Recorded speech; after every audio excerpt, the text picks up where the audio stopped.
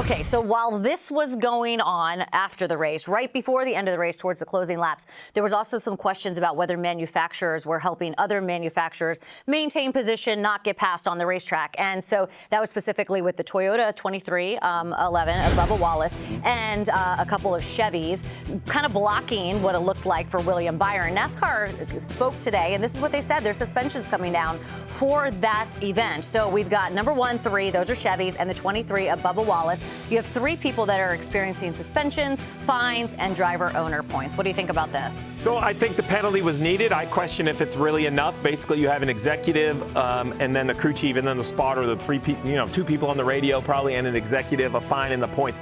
So basically what happened is that, and NASCAR alluded to this Sunday night, they said, we're going to go back and look at this because it failed the eye test. Right. We had a couple Chevys out there riding around behind William Byron. It looked like a motorcade. It looked like a motorcade. Lap after and the lap. 23 of Bubba Wallace, magically just is really slow the last few laps, and we had the 20 needing that spot. The problem with this is the integrity of any sport should be the most important thing, whatever the score is, whatever the example is. And there was just enough evidence here that these teams were purely performing only to help the others. Mom, it becomes more complicated because in NASCAR, Rick Hendrick owns 4 cars. Roger Penske owns 3 cars. So we have seen teammates assist other teammates.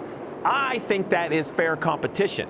This is people that are just like manufacturers, I think, manipulating the outcome of the race. The fan deserves more.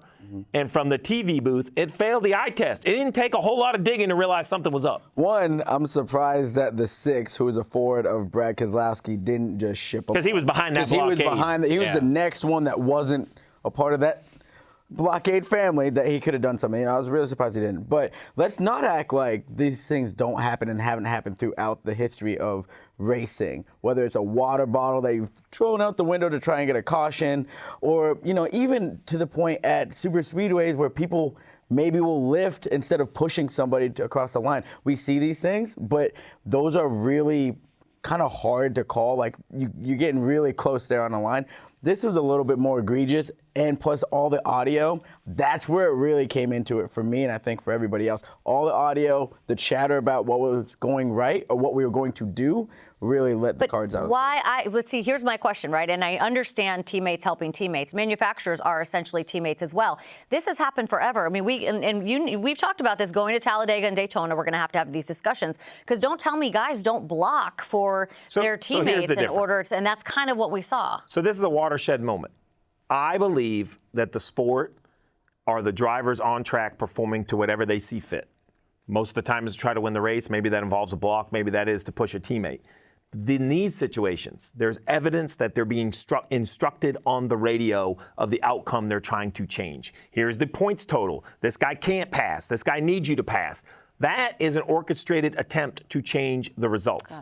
If those drivers on their own said, you know what, William's having a bad day, I'm not going to pass him because he cut me a break 3 weeks ago, like, that's sports in general. That happens anytime there's combat. But when you start having, that's why we saw the penalty involve executives and crew chiefs and spotters, as there's radio communication setting the stage. Look, this is a watershed moment. I believe something had to be done in what happened to Martinsville, heading to where we're going to crown a champion.